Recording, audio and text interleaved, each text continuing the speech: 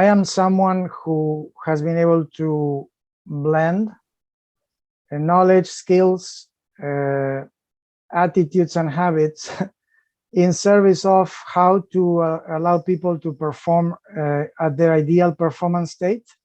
Picture this. Gabriela Sabatini wanted to quit. She was number 3 in the world. In 5 months, she won the US Open, a Grand Slam, the biggest victory in her career that made her a legend and a member of the International Hall of Fame. She brought me the opportunity because she knew that Pietro Fittipaldi needed to win a world championship, otherwise there would not be money for his Formula One path. And I had 6 weeks. So it was, again, the knowledge that, you know, I'm not a magician, but the principles based on the human response to pressure, they work.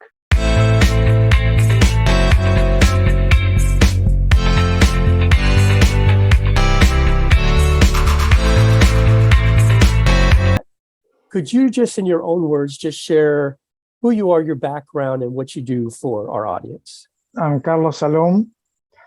I call myself a leadership performance strategist because I've managed to blend what I learned studying medicine, wanting to be a writer, and my love for professional tennis, but more specifically peak performance. Okay. What makes people achieve, and when they don't, how they actually succeed against all odds.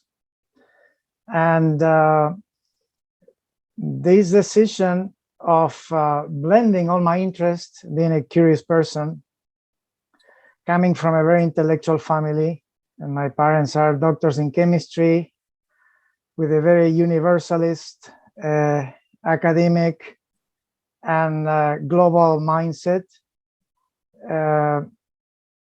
made me take a decision when in Argentina, after 17 years of dictatorships, democracy returned, but with 300% inflation per month, to use, yes, to use not medicine, which I didn't finish, although I'm almost a doctor, but tennis as my passport to the world, because my connection to joy and to discovery and to adventure was more important than anything else.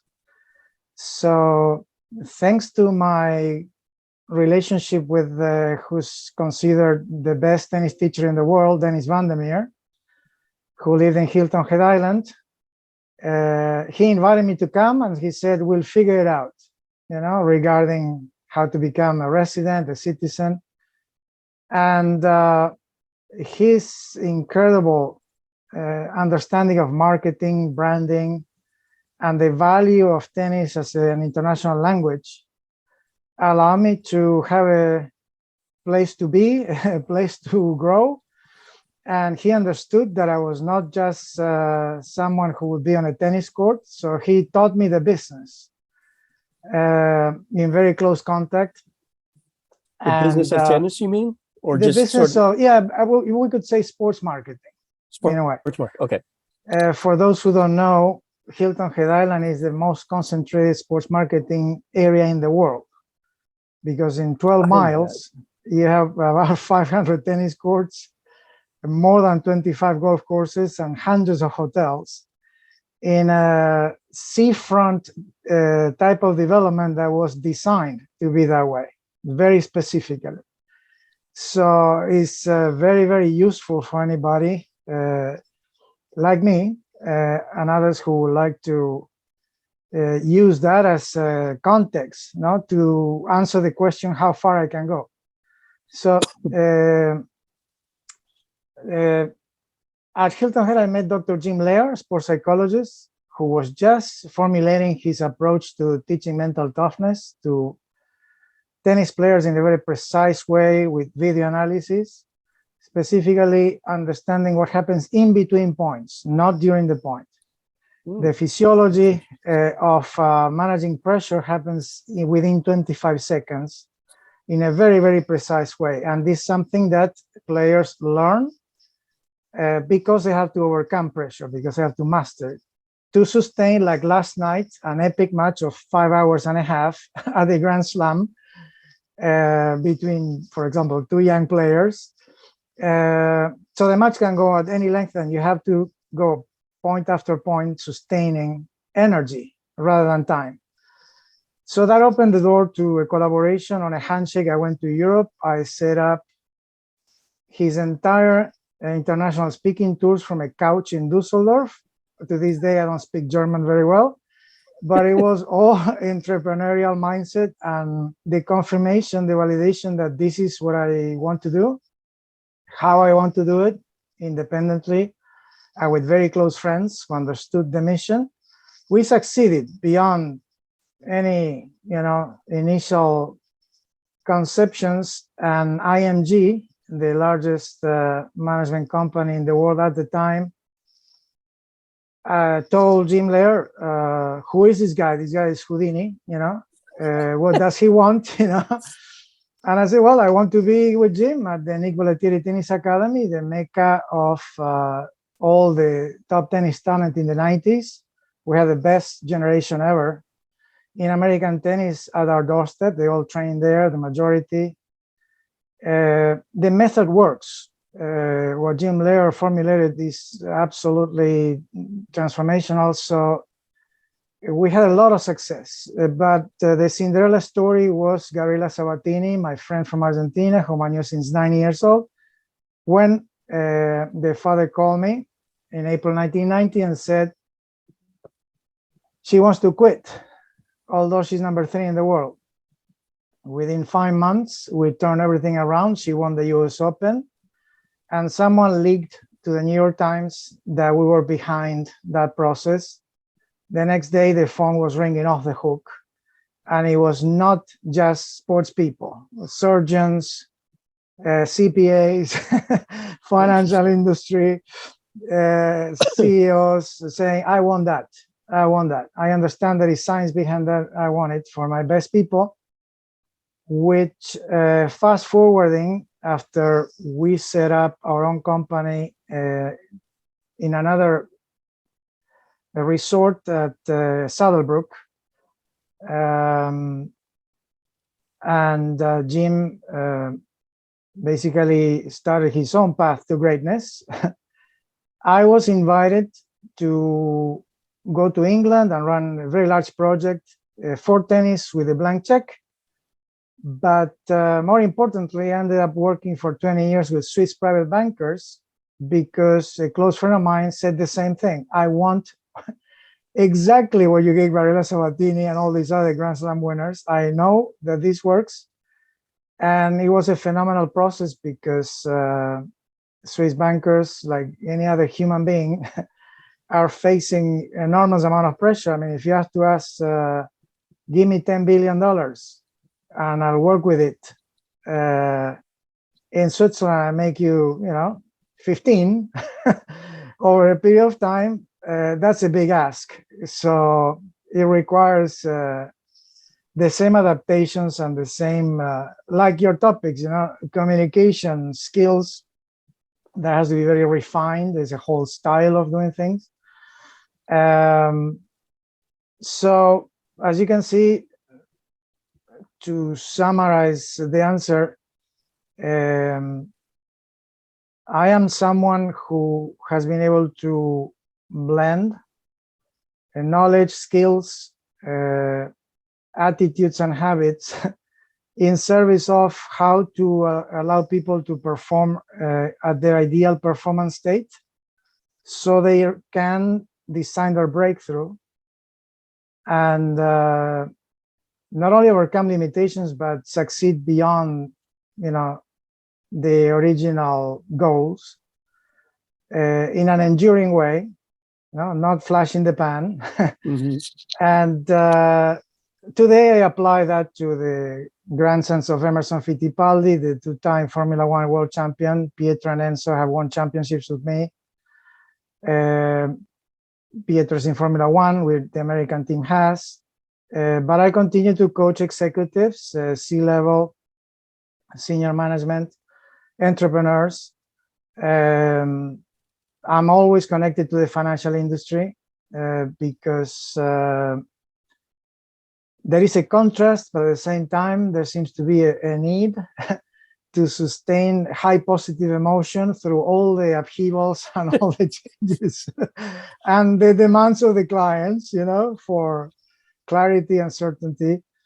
So the book was really a promise to myself that I had to be able to explain to myself first, what does this all mean? Looking back, and it's full of insights to myself first, you know, that we can design our future, basically. Yeah.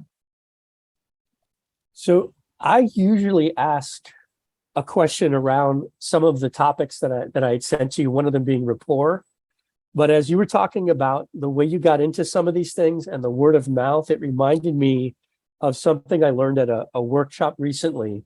Chase Hughes was talking, he's one of the foremost behavior experts in the world, and he was talking about how being expert establishes authority and rapport faster than almost anything. So you, because of your expertise and coming through word of mouth, I would imagine that that would make it much easier to develop rapport very quickly because they already look at you as an expert.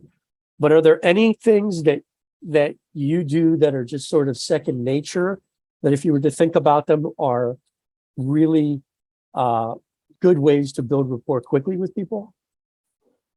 Yes. The simplest sales technique, and the one I love, is the one that says, picture this. Gabriela Sabatini wanted to quit. She was number 3 in the world. In 5 months, she won the US Open, a Grand Slam, the biggest victory in her career that made her a legend and a member of the International Hall of Fame. Would you like to know what I can do for you? Oh, wow. So, that's powerful. Basically, I can drive any conversation to that if we're talking about persuasion and sales, because as you said, it's honest, direct, authentic. There is evidence. Yeah. If you want me to tell you, I can explain and we apply it to you. That expands into what I had to do beyond showing results that develop word of mouth. When I came to Charlotte, I moved from Houston. It was a lifestyle move because I like the city so much that I said, well, I can fly Charlotte, Atlanta, Zurich, no problem. That's going to be my life. And I decided that as I was meeting people through our common friends, you know, especially Astrid, Chirinos, and other friends in the community, my small circles led me to believe that I could organize intellectual dinners for intellectually curious individuals that could go beyond their position that they held, but based on their curiosity and worldview. So what I did for Rapport was to organize for 10 years what I call the Circle dinners. SIR is the acronym of my company, Salum International Resources, but it was also strategies or stories, ideas, relationships. I knew from past experience when I was doing pro-ams in tennis with celebrities and running a big tennis club with celebrities and important people in the British community, for example, that I can convene because I have the tools to convene. The Ritz-Carlton has a phenomenal boardroom. They can tailor the meals to whatever I need. And I could bring 16 people at a time under the umbrella of leadership, and which is the topic you can slice in many ways, and benefit from the stories and the expertise of a designated speaker, whom I chose because I am interested in the topic. if I'm interested and I'm not bored, it's going to be a great evening. So I manage Yeah. the narrative with the questions like you're doing, with the podcast, like your premise, no? And it was very successful. So that created and expanded my network in a subtle, non-pressure approach, because what I wanted to avoid was the need to print a brochure, send it to corporations, it lands on a pile. No one will ever know what's the uniqueness of my contribution and how the clients value me. Because word of mouth is, we value you, so I'm going to tell my friend that he needs to call you. Yeah, you just hit on something that I have a lot of friends who are in the coaching industry, and one of the topics that comes up a lot is that the word coach to some people has become diluted because of the lack of barriers to entry to becoming a coach. So what I would encourage everyone in the audience to think about is one of the things that you talked about.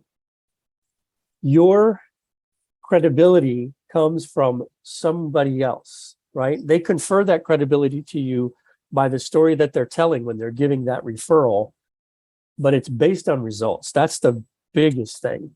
There's so many coaches out there, they get some certification. I have one hanging up behind me, which in my opinion, good training, very good training, but without the experience behind it and getting results with real people, that's like a book, right? You can read the book, but until you put into practice the things that are in that book, it might as well be literature, right? For all the difference it makes.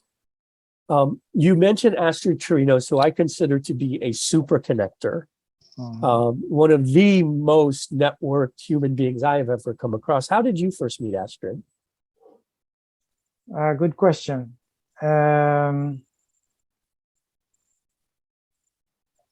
Probably at an event. So networking event. Because this is over 22 years that I'm in Charlotte, and I'm gonna have to track down my memory. But probably yes. Do you still actively do a lot of networking, or? Because it sounds like you don't really need to, but not since the pandemic. Right now, I don't want to jinx anything, but I don't do traditional marketing because the results and the level of the connections that I have bring me other opportunities. Really, it validates my favorite definition of marketing, which is Peter Drucker's, that marketing is the art of making selling obsolete.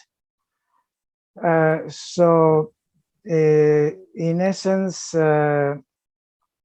I banked on results, I banked on storytelling, I banked on these friendships with connectors in which we have always a nurturing of reciprocity.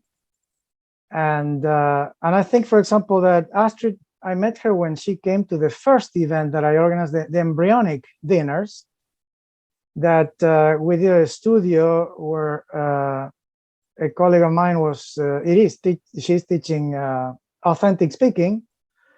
And those were very successful cycles of presentations, and she was in the audience. So that's basically a result of an intentional decision that I want to meet people. I'm interested in them.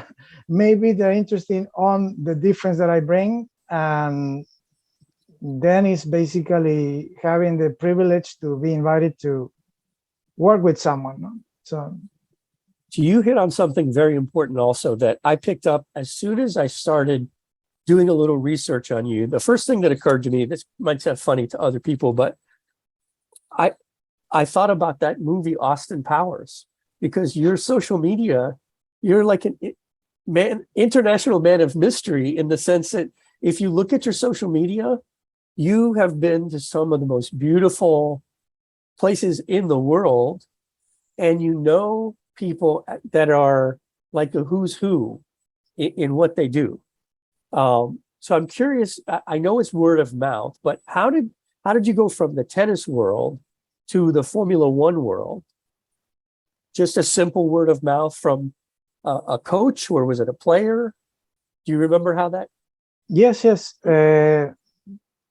Tennis, my most important love, a way of living life, a way of looking at life, very nice metaphor of how to be under pressure, especially.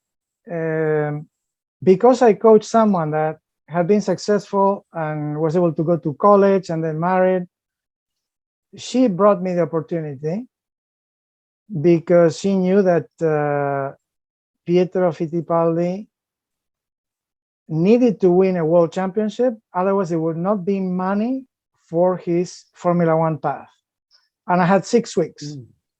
So it was, again, the knowledge that, I'm not a magician, but the principles based on the human response to pressure, they work. It worked for her. So if it works in tennis, I'm sure you're going to figure this puzzle out, So speaking of that, as I was going through some of your, even some of your social media posts, I picked up on some of the language that, to me, I learned from neurolinguistic programming. Is that part of the toolkit that you pull from? It's part of a toolkit, although it's a small part, because the model is much broader. But NLP brings useful tools. I mean, more than strategies, they're tactics. They are things that are useful because they're in the moment, and the brain loves to switch. Especially because when you can shift very quickly, someone who overthinks and worries and is addicted to worry and cannot shift. How you worry productively, and making that shift just by presenting a different scenario and proving that you can worry, designate the time to worry, but do it with positive what ifs, not negative what ifs, and suddenly you don't have to be intellectual and explain it too much. Do this, do this, do this. Do you like the result? Okay, we're going to cement this and continue to practice. That's a huge benefit that I see in this approach.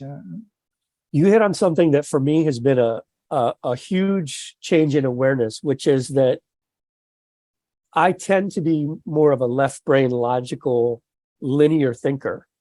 And so I realize that I have challenges with getting distracted easily and overthinking things.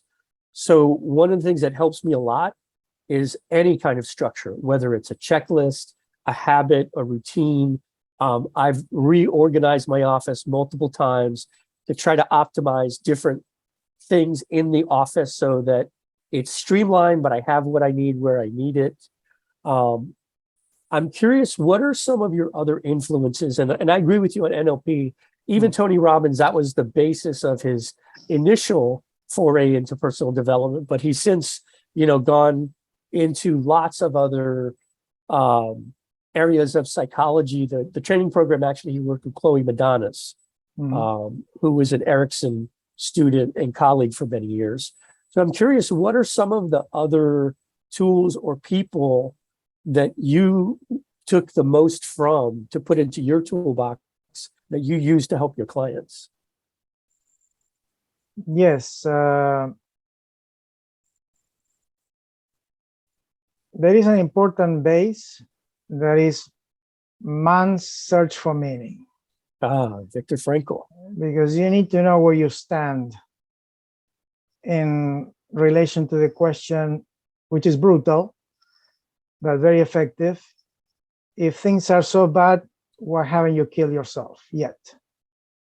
That wakes up anybody and points you that, okay, what's keeping me alive? What's my desire? What pulls me forward from desire, not from duty? And then, okay, if you're in a competitive situation, if you really want to achieve a 300%, 3000% goal, The Jim Lair approach, the peak performance approach is very useful. But as soon as in a very mysterious way, I would say, very interesting way, I learned about Dr. Edward de Bono and his concepts of lateral thinking, I decided to meet him and study with him. I figured out someone who would pay for it. I said, I will take this job if you pay for this. And the guy said, yeah, sure. It was very expensive. We were in an island, private island in Venice for a week. And then we met many other times. But Edward de Bono made a big difference in my life because the tools of creative thinking that lead to innovation are life-changing and are, especially in this volatile, agile, unstable world, you can navigate and you can find a breakthrough, a new value, because you can design it mentally first and then act on it. And that helps the clients because you unblock, but you also design and create things that never existed. So my value as a thinking partner goes up, you know, especially in sophisticated environments where you have to deliver, you know, that's the nature of your business, you know. So, I think I know the answer to this question, but for the audience, how much do you think that working with such high-level clients has pushed you to get better? Yes, more than anything is their passion. They're embracing the challenge like a professional athlete. Their attitude as solution designers that we don't know it yet, but we'll figure it out. So Carlos, join in, let's think together. Their focus on delivering on their promises, because if you ask for those $2 billion and you're going to work with them, you're not going to mess up. You know, you can't. There are no excuse. Oh, the market changed. No. You are going to succeed. You know, and that is remarkable. So it's equal to working with these young talents that have to win, and they win.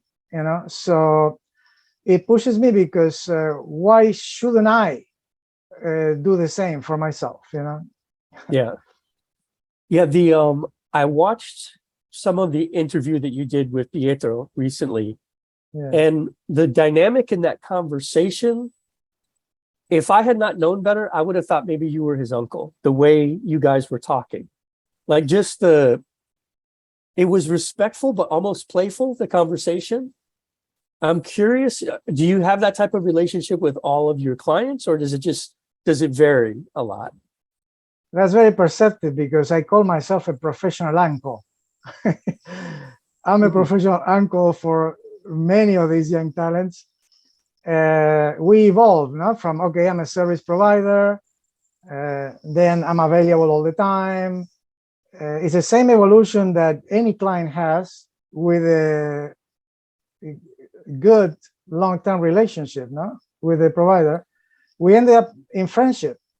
The most valuable thing for me is that I can say, and I know that we are friends with many of the talented athletes and some of the executives, because it transcends, because it's not about the service, it's about how do we live life, how do I stay on purpose, how am I a bigger contribution? I mean, right now I'm getting requests from people who are extremely successful. Money is not an issue, but suddenly they're bored, and that's very concerning, or they're anxious. And they say, I cannot go back to what made me successful. What else is there for me? So you need to design a portfolio of opportunities to be greater, to be better, to be enticed, to be a contribution, to be recognized and be significant, because they also like that. If I sink all this money in this venture, this foundation, and how am I going to feel? What is my ideal performance state now? And that is also very interesting. The concept of legacy is very much on my doorstep very frequently from this upper level of self-actualization, you know? Yeah. Well, you hit on some very deep things in that short answer that you gave. The portfolio of opportunities. Let me go back real quick before I forget, though. You mentioned that sometimes they will come to you and say, I can't go back to where I came from. Is that because in most cases, they're athletes? So it's literally off the table because they just can't perform at that level once they get to a certain age? Yes. Okay. We were very successful with a private bank in Switzerland to define the whole curve of development and decline of the athletes and how to help them. So with that knowledge, I'm able to also identify that many of them, they cannot go back because of the performance aspect. Many executives cannot go back because it's a young man's or young woman's game. And now they are 60 and they're icons. So why would they go back to the pressure? So a friend of mine coined the difference in a masterful way that says, and this is very helpful to many of them, you were a warrior, now you have to be king. So you need to learn to be king, a magnanimous and very different skill set. King. Yes. So we work on that. You know, how am I to be the one who serves bigger opportunities, planetary opportunities, societal opportunities, rather than the corporation? You know? Yeah, it's interesting too that the way you described that. My first thought was, well, with athletes, they can't go back because of the physical limitations that, to be a world-class athlete, at some point you just age out, right? There's just certain things you can't do as well. And my initial thought was, oh, but in business, that's not true, right? It doesn't require the same physical prowess. So the same thing is not true. But in a way, what you were describing, it's still different, because I think about the young people that are doing the work that I did when I was their age. And I couldn't go sit in their desk and take over for them if they were out sick one day. The skill set that it takes to do those jobs is different now, whether it's because of technology. The culture is extremely different. The corporate culture, I've worked for several Fortune 500 companies, and I've worked now with companies doing training for them, and the environment that I see, it's totally different. Yeah. So the other phrase you used is you have to find a portfolio of opportunities to present to them. I love that, what that brings to mind. Yes, legacy connects to wisdom. They have to figure out what is the level of wisdom that they can provide and evolve, discover, and enhance it, because people need that wisdom. So that extends the timelines. Like you said, why go back to a position in which I'm a warrior, I'm a leader, but I end up managing, short-term things that I don't need to manage. Why am I not using the full extent of leadership, which is visionary leadership, breaking barriers forward, and start thinking in terms of 20 years, 30 years, 50 years ahead? Like we know, for example, the military and specialized positions need to do. I love the story of the founder of Honda Motors. Mr. Honda told in an interview, which I read when I came to this country many, many years ago, that he thought 50 years ahead. He hired everybody else to think in shorter terms. So these guys that I work with, it might not be 50, but it might be 10. And that cements their legacy position and the wisdom that is required. And look back and see how you chunk that wisdom for the others to invite them forward, to invite them on this ride towards bigger and bigger breakthrough. Yeah, you hit on a couple of things that when you talked about like the 50-year plans, in some of the interviews that I've listened to where people were talking about world events and world politics, one of the themes that I've heard discussed where people are concerned for our country's competitiveness is when we look at especially some of the Asian countries who their whole mentality has always been a short-term plan for them is like a 10-year plan, right? They have that long view of things. And a lot of it is the culture, because in many Asian cultures, at least the ones that I've been around, they're very much more focused on the whole than the individual, right? A lot of the customs and cultures around those things, they're not about me making myself comfortable or me making myself important or get accolades. It's more about the benefit of the whole. And in our country, we have this, when you look at businesses, they talk about quarters, right? There's such this focus on earnings every quarter. The whole valuation of a company's stock is based on this price earnings ratio. And it's always only ever looking out quarter by quarter. Yeah. And then CEOs seem to be judged by the philosophy, like, what have you done for me lately? And I'm hoping we have a big batch of military veterans that are running for a variety of offices, both from all the way from local, all the way up to the highest offices, Senate, Congress, and some even throwing their hat in the running for president. And I hear them talking about more of the benefiting the country instead of just themselves, which I think also is a very cultural thing. The other thing that you said that I'd love for you to expand on is you used the word wisdom several times. And I've seen definitely my fair share of people who intellectually are brilliant, but they lack wisdom. Can you share what your distinction is between like intellect or knowledge versus wisdom? Yes. For example, going back to sports, wisdom in sports is taking the long view, like a Federer, Nadal in tennis, no? Even knowing now Emerson Fittipaldi, taking the long view and understanding that I might be a champion, but I could be a legend, because the championships and the record, I can sell that. It's going to have a valuation that is going to decrease over time. But if I demonstrate that my energy, my influence, my example, how I portray greatness influences society, the closest to me, then going in concentric circles outwards to the world, the more resonance I can have, the better I'm going to feel about being alive, being influential, and I don't need to hammer the record as my only capital. Now I have social capital, I have more intellectual capital by the company I keep, and it's incredible when you look at laureates and other groups of top athletes and associations of great executives, how the ones of like mind, they don't want to talk strategy or anything specific.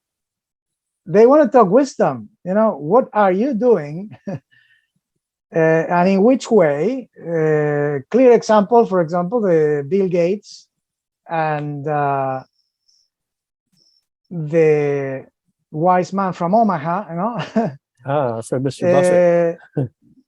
They're wise in their own way, but they join forces because they shift tectonic plates of society, the planet, above any of the short-term vision of politicians and executives. So the long view is important. The realization of how am I impactful and why would I sustain this? Where's the joy in doing this? Because they need to become. No one is born, no one parachutes into a position, and they have to navigate all the pushback that they might be with results. Cementing that this is the line that I'm taking, and this is why you are going to benefit, fans and critics, because no one else is doing this. It's the highest level of evolution of mind, in a way, because if we agree that the evolution of mind is a spiral that is ever increasing and open-ended, these guys are breaking the barriers of that survival, be with a group, achieve. No, they're beyond all that. So they're the only ones who can show us that there is more, better, and that life can have a higher dimension. I find it interesting in that one interview I was watching with you and Pietro. I wasn't thinking about wisdom at the time, but as you were talking, I thought I can see wisdom in such a young guy that seems very beyond his years. That now, as you're talking, I'm connecting the dots that a lot of the mindset work that you do with these guys has got to be a big part of someone so young having so much wisdom. Because you could tell his demeanor, it's not even just the words. It is some of the specific things he says, but the way he says it, and even his body language when he was talking, you can see the belief level when he talks, which is very unusual in someone. I don't know how old he is. He's obviously a young guy. Yes. And absolute, like, world class. So for our viewers, and actually for me too, because tennis and Formula One are sports that I don't know a lot about. I remember Gabriella Sabatini, maybe just because of our relative ages. She was a very, very big star when I was young, and I grew up in South Florida. Tennis is very big in South Florida. Sure. So it was top of mind, but I've not kept up with it. Can you give the audience some context on, I think in the United States, Formula One is not as big in terms of the audience it gets in the States as it is worldwide. Can you put into context how big Formula One is on a global scale? On a global scale, it has millions of fans and growing, thanks that an American company, a media company, bought it and understood what needed to be shifted, especially because of engagement through social media to gain new fans. Being in Charlotte, we know that NASCAR struggles with that. But Formula One shows it's not impossible. So they have been able to basically prove the concept that the challenge is what matters.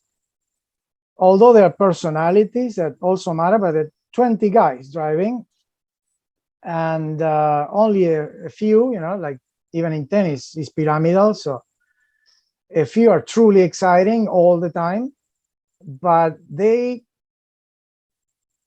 continuously tweak the formula, change the rules to make it competitive. So there are fights, there are constant challenges within the race, because for the last decade, when Hamilton was winning, it looked more like a procession. Someone takes the lead. Now I have to sit for 2 hours and a half watching cars going one after the other without any challenges. Nothing happens, except one mistake and one guy hit the wall. That's it. That's the race. So the challenge is more important and brings to the forefront the need to train, to be engaged. I might be in the sofa, but I guess this emotional influx of, wow, look how they're fighting for milliseconds. Look at the strategy. Why the tires matter. People get into the technical because it's emotional. And that's a big, big thing. Tennis needs a lot of that today, but I'm very hopeful because I was up until 2 a.m.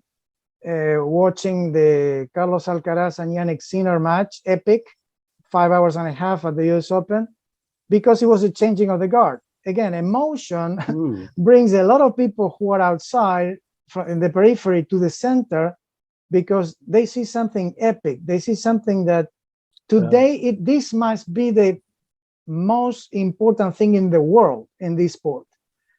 In Formula One, it can happen in any race. They try to keep it like that. Tennis and other sports need to level up in that understanding of what keeps people engaged today, because otherwise life is blah, is meh, is social media is diluting many things, from the fragmentation of attention to connections to the will to do things physically, so it's important that sports remains that link to this is how you can live a greater life. Yeah, it strikes me as you were talking that tennis seems to have a natural advantage over Formula One in terms of marketing itself, in the sense that you see the players, you see their bodies, you see their faces, they're close up on their faces occasionally, they take breaks, they have the cameras on them when they're sitting down. Whereas in racing, the guys have their helmets on and they're in their cars. So unless there's specific opportunities outside of the race itself, you don't even actually see the drivers, right? You have to follow it enough to pay attention to an interview later on after the race is over. And I think especially people with a short attention span, and also people that don't understand the sport, they don't have the patience to invest in figuring these things out. And an analogy that I think of is I'm a big fan of mixed martial arts. And I took Brazilian Jiu-Jitsu classes for a short time, and the commentary that they have helps to interest people because the commentators are explaining what's going on as it's happening, but they're also kind of forecasting what's going to be next. I'm seeing him do this. That means he's probably setting up that, and then it happens, and the viewers go, oh, wait a minute, there's more to this than I thought. But I think it's more difficult to perceive that for certain things without an educated audience. That, at least that's been my experience with racing. No, I agree with you, because Formula One does a phenomenal job, although it's specialized. You need to spend a couple of races listening to the guys because they're really good. They do exactly what you say. Going back to communication is essential. In tennis, it's more noisy because they sit three people and they have big egos, but they manage most of the time to arrive to the same level of benefit for the audience that you described. And that is the key. I mean, education, you need to, for me, when I work in journalism, on TV, etc., I realized that a good journalist is a great fan. They have to transmit that passion to the fan as I'm one of you, and let me translate this, let me explain, and I can even forecast, because then we're all into the movie, we're into the action. And I think that's very important. When that's missing, it's a documentary. So Dana White, who's the president of the UFC, the big MMA organization, was smart enough to pick up on that. Their longest tenured commentator is Joe Rogan. And when he first started doing commentary, he wasn't being paid. He told the president of the UFC, hey, just give me free tickets for me and my buddies to come watch the fights, because he loved the fights. And he was a lifelong martial artist. He knew the intricacies, but he appreciated it as a fan first. Yeah. And he's even talked about how it's hard for him sometimes to commentate certain fights because he's friends with some of the fighters. Right. So he has to kind of detach himself to do the commentary properly. But it gets difficult sometimes. I've seen him in interviews crying. A couple of fighters that retired, they announced at the end of the fight, that was my last fight. And he was such a fan of theirs that he was in tears. And boy, if that doesn't grab your attention, it's probably not the sport for you. One detail that you might like. Pietro Fittipaldi is a big fan of Conor McGregor. When I met him, I said, what inspires you to do more when you're under absolute pressure, when you need to pass someone for the win? I have a mantra, he says. I say, Conor McGregor, Conor McGregor. Because when I think about that guy, how cocky he is, how confident, that's the energy that I need to make that pass and win the race. That is what I want you to use all the time, and we will win the championship. And it worked. They met this year at the Monaco Grand Prix. And I posted the pictures on social media because his satisfaction, of completing a circle is enormous. Yeah, I Yeah. would think guys like that who are both at such a high level, the respect, the instant respect for just being so good at what you do must have, when they met, I just imagine they must have had a rapport that's unique. Yeah. Um, Yeah. I've always been a great observer of excellence, and even people think I'm weird when I comment on it. I can see a server in a restaurant and be like, wow, they're just amazing. They've got 10 plates on one arm, and the way that they talk to people and they have this instant rapport with people, and something goes wrong and they fix it in a way that makes people feel good.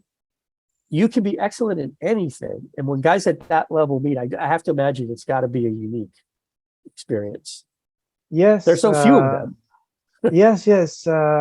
We are fans in the same way as you are with my wife. She is excellent at customer service.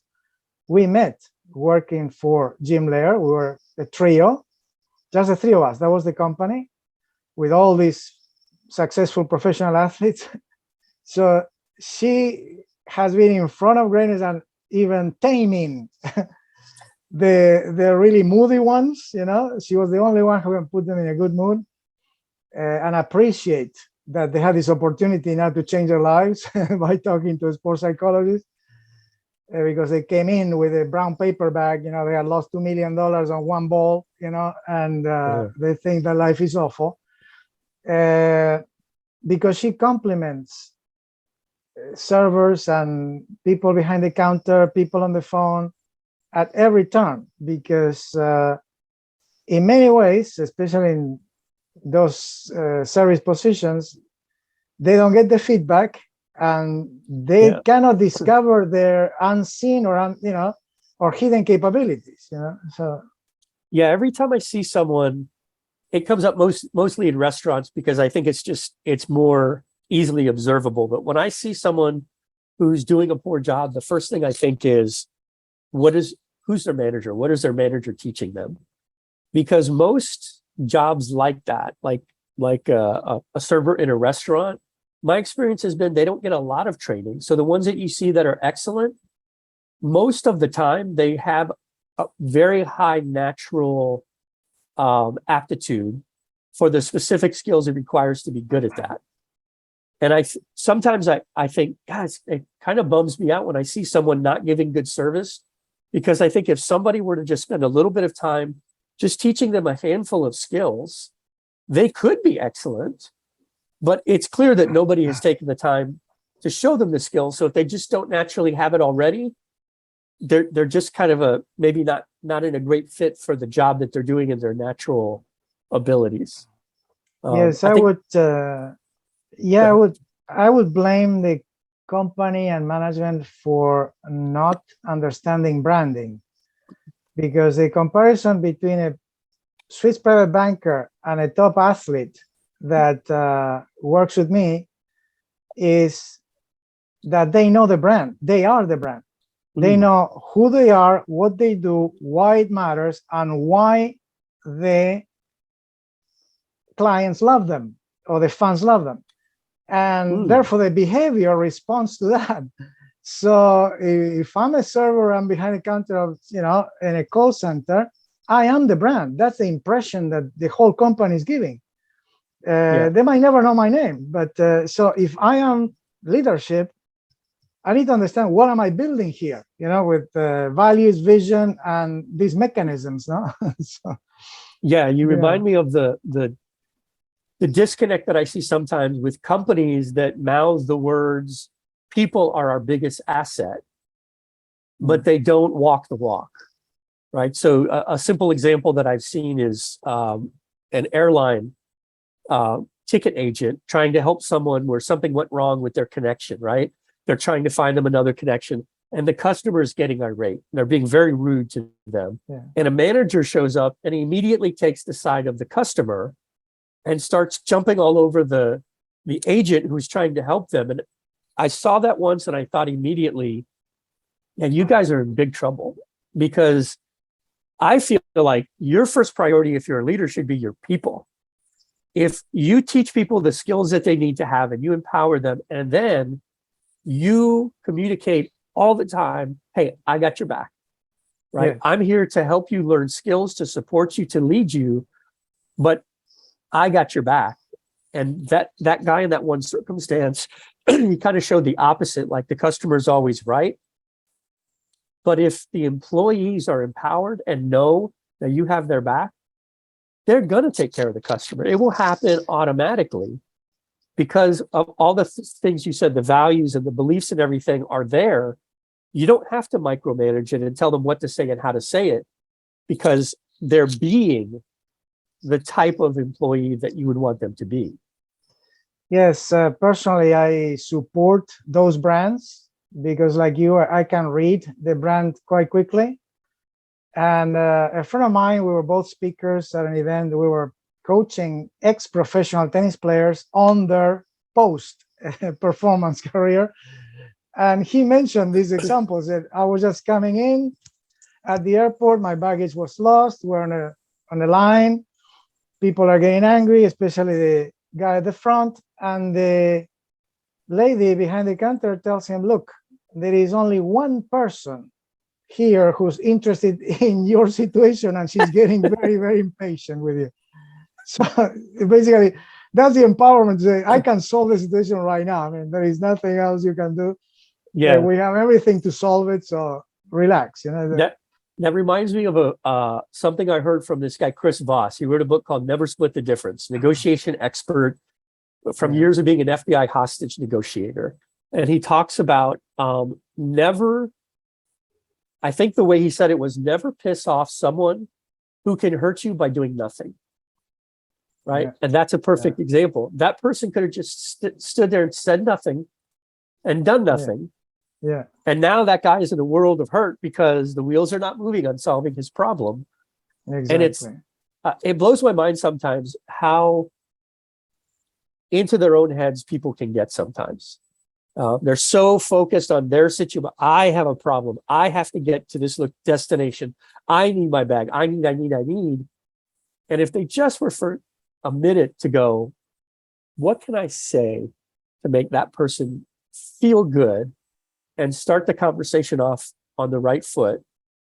And example after example that I've heard from different people who are just great at doing that. But we've only got a few minutes left. And I want to respect your time. And I wanted to touch on, before we wrap up, on your book, The Glass is Full and a Half.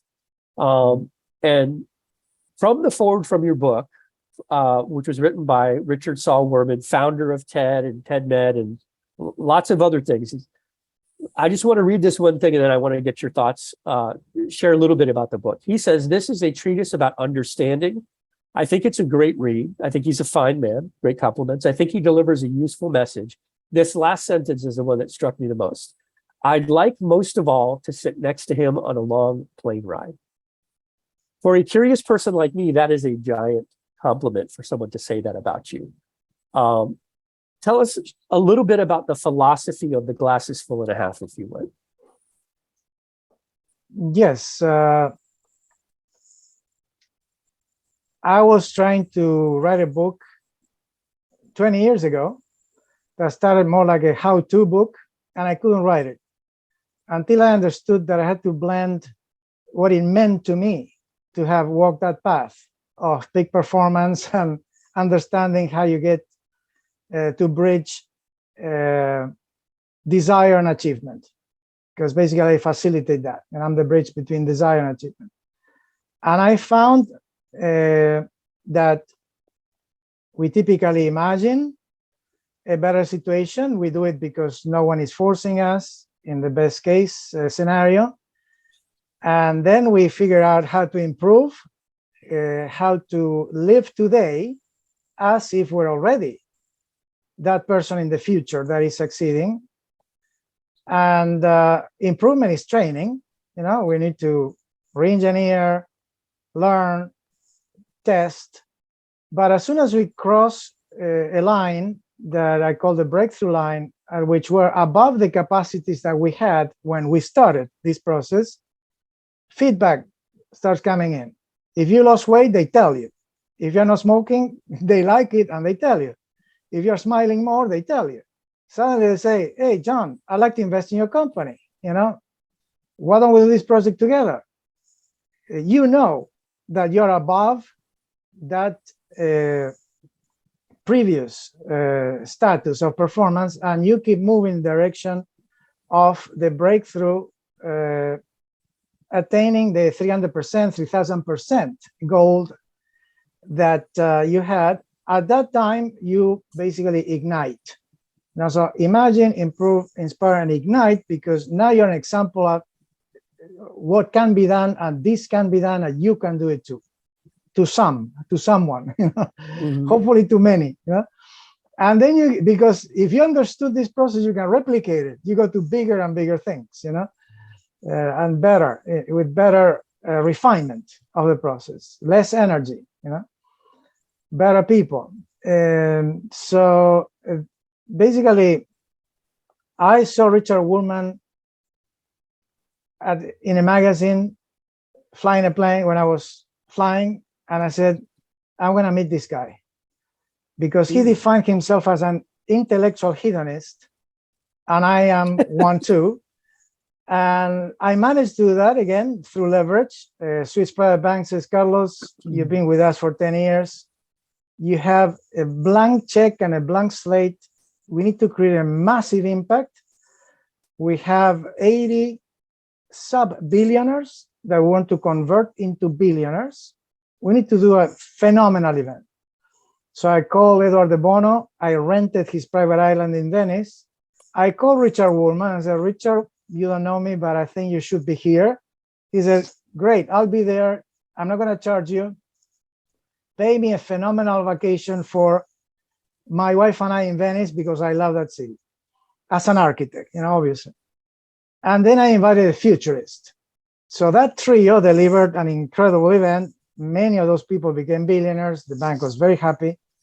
And I developed a friendship with the guy that I wanted to meet. So our conversations, when I visited his castle in Newport, Rhode Island, lasted for hours. I filmed him. He was very generous with me, gave me great life advice. And to this day, we have phone calls regularly, and he always tells me something like I am an uncle to others. He's an uncle or a grandfather to me. So, everybody needs those uncles. I don't know if you follow Grant Cardone, but he's a billionaire. He was on a show where he went undercover to become a millionaire with no money, and he changed his identity and everything. And he refers to himself in a lot of his posts as your Uncle G. And he says his father passed away when Grant was 10 years old. So, but he never had that uncle who was successful to give him advice. And he's like, I want to be that Uncle G for other people, right? To teach you about how to make money and how to be successful and that type of thing. So I love that analogy. Well, we are at the top of the hour. Like I said, I want to make sure I respect your time. We're going to go ahead and wrap up. I want to thank you very much for your time, for your wisdom. And what is the best way for people that want to get in touch with you to reach out to you and get in touch with you? The best way is go to my website, www.saluminternational.com, because I think that you can get an idea of the scope and the depth of what I do, and what type of solutions can be found, or a relationship. We will put all that in the show notes. And with that, we'll go ahead and wrap up, and we'll see you guys next time.